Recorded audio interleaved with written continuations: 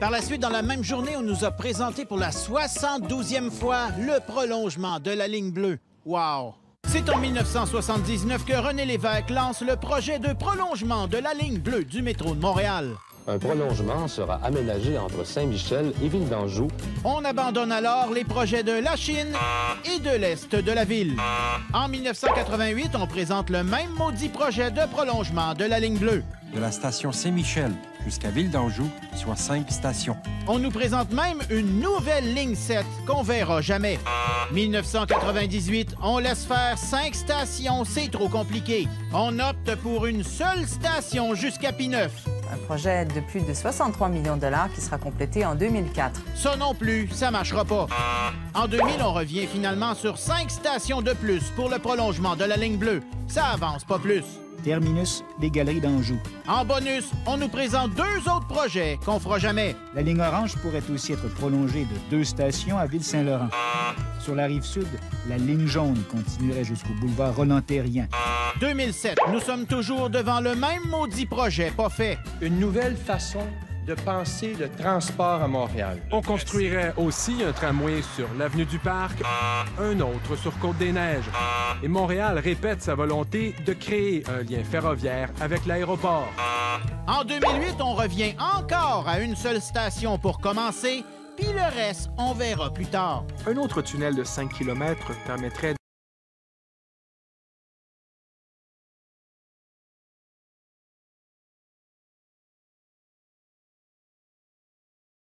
sur l'éternel prolongement de la ligne bleue. C'est le genre de projet qui a été maintes fois annoncé dans le passé, mais on nous promet que cette fois-ci, c'est la bonne. Et en bonus, 2 autres projets qui se feront pas. Prolonger de plusieurs stations à Longueuil et compléter la boucle entre Côte-Vertu et la station Montmorency à Laval.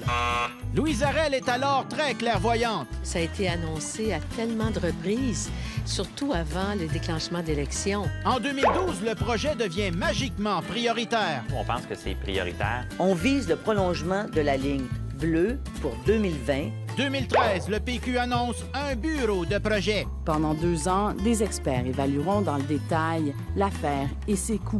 2015, le grand génie du transport, Robert Poetti, pense plus, lui, à un métro de surface plutôt aérien. Est-ce qu'en surface, on peut être à 12 pieds dans les airs? Est-ce qu'on peut être à 18 pieds dans les airs? Est-ce qu'on peut être à 20 pieds dans les airs?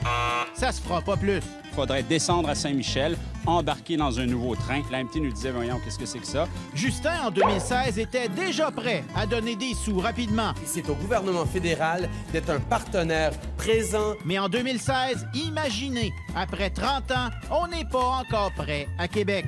Québec nous dit qu'on n'est pas encore prêt pour demander de l'argent, qu'on est encore moins prêt pour une annonce. 2017, Denis Coderre dit lui aussi que le projet est prioritaire. La ligne bleue, pour nous, c'est prioritaire. Un autre bureau de projet pour finaliser les études est lancé. De poser un geste concret qui montre que le projet avance. Et puis en avril 2018, miracle, on annonce le prolongement de la ligne bleue du métro de Montréal. 79, 83, 88, 98.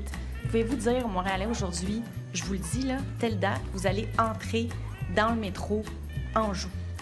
Oui, 2026. Mais malheureusement pour le premier ministre Couillard, tout le monde voulait juste parler du pipeline Trans Mountain avec Justin, ce qu'il mettait un peu en maudit. En ce qui concerne le projet de Kinder Morgan, Philippe est en maudit. Tourner l'opposition du gouvernement de Colombie-Britannique. Il y aura le métro, il y aura la ligne bleue jusqu'à Anjou et maintenant c'est irréversible. Pour le projet de pipeline Trans Mountain. For the pipeline, et Philippe est très en maudit. I consider becoming an investor in the pipeline as well as Jason Kenney supporting the idea. Si on extrapole avec le même délai d'attente que la ligne bleue, on devrait voir le début des travaux de la ligne rose en 2048, si tout va bien. Les voitures risquent donc de se conduire toutes seules bien avant qu'une autre ligne de métro arrive à Montréal.